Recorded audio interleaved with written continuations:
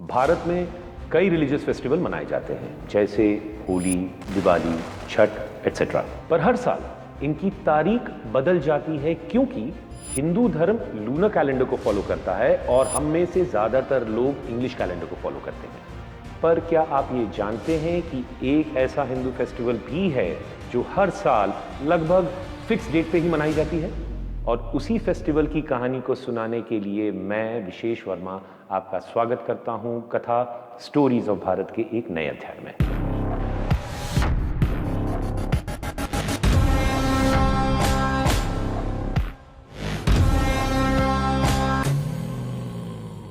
जनवरी का महीना अपने साथ जबरदस्त ठंड के साथ साथ आसमान में रंग बिरंगे पतंगों को भी लेकर आता है। पतंगे इतनी उड़ती हैं कि भारत की कई जगहों पर पतंग प्रतियोगिता होती है। ये पतंग प्रतियोगिता जिस दिन होती है उस दिन को हम सब मकर संक्रांति के नाम से जानते हैं और ये वही त्योहार है जो हर साल 14 या 15 जनवरी को सेलिब्रेट किया जाता है। ऐसा इसलिए क्योंकि बाकी हिंदू फेस्टिवल्स से अलग ये फेस्टिवल मून पे डिपेंडेंट ना होकर सन पर डिपेंडेंट होता है। हर साल जब सूर्य देव मकर राशि में प्रवेश करते हैं तब होता है उत्तरायण का आरंभ। उत्तरायण एक समय जब सूर्य अपने उत्तर दिशा की यात्रा शुरू करते हैं। शास्त्रों में उत्तरायण का अर्थ है प्रकाश का मार्ग। भगवद गीता में कहा गया है कि ये वो समय है जब आत्मा अपनी शुद्धि और मुक्ति के सफर पर निकलती है। According to astrology, on the auspicious day of Makar Sankranti, भगवान सूर्यदेव अपने पुत्र भगवान शनि से मिलते हैं, जो कैप्रिकॉर्न यानी मकर राशि के शासक देवता माने जाते हैं।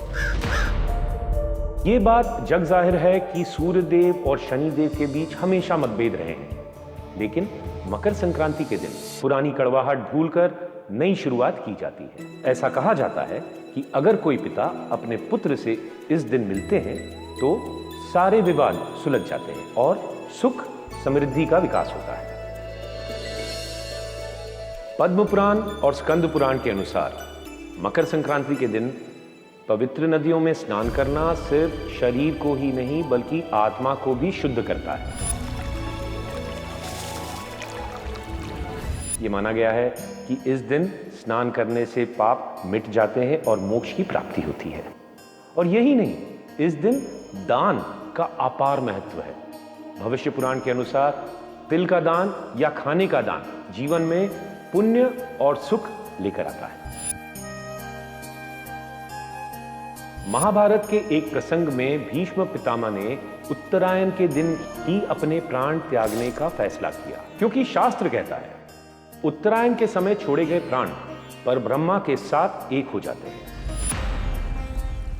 पर मकर संक्रांति सिर्फ धार्मिक ही नहीं, एक सांस्कृतिक उत्सव भी है। कहीं इसे पोंगल के रूप में मनाया जाता है तो कहीं लोहड़ी के। गुजरात के आकाश में पतंगों का मेला होता है और तमिलनाडु में धरती पोंगल के प्रसाद से सुगंधित हो जाती है। हर प्रदेश की अपनी कहानी, अपने रंग। ये त्योहार खेतीबाड़ी का भी प्रतीक है। फसलों का आना धरती मां का आशीर्वाद और हमारे मेहनत का परिणाम है। इस दिन सूर्य देव को नमस्कार करके उनका धन्यवाद किया जाता है। ऋग्वेद और आदित्य हृदय स्तोत्र के मंत्रों में कहा गया है, सूर्यदेव न सिर्फ प्रकाश देते हैं बल्कि जीवन की ऊर्जा और समृद्धि का मूल भी हैं। उनकी पूजा हमारे शरीर, मन और आत्मा को ऊर्जा से भर देती है। कुछ कहानियों की माने तो ये वही दिन है जब मां गंगा सागर में मिल गई थी। राजा भागीरथ ने अपने दुर्भाग्यशाली पूर्वजों के लिए गंगा जल से तर्पण करने के लिए मां गंगा को धरती पर उतार लिया था और मकर संक्रांति के दिन ही अपने पूर्वजों को श्राप से मुक्ति दिलाई। भागीरथ के पूर्वजों को श्राप से मुक्त कराने के लिए गंगा जी पाताल लोक भी गई थी और अंत में गंगा जी सागर में मिल गई थी। और यही कारण है कि आज भी हर साल मकर संक्रांति के दिन गंगा सागर मेले का आयोजन होता है। मां गंगा और राजा भागीरथ की पूरी कहानी हम किसी और वीडियो में कवर करेंगे।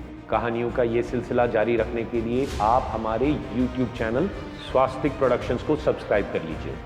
यकीन करिए अभी बहुत से राज खुलने बाकी हैं, बस थोड़ा सा इंतजार। तब तक के लिए नमस्कार।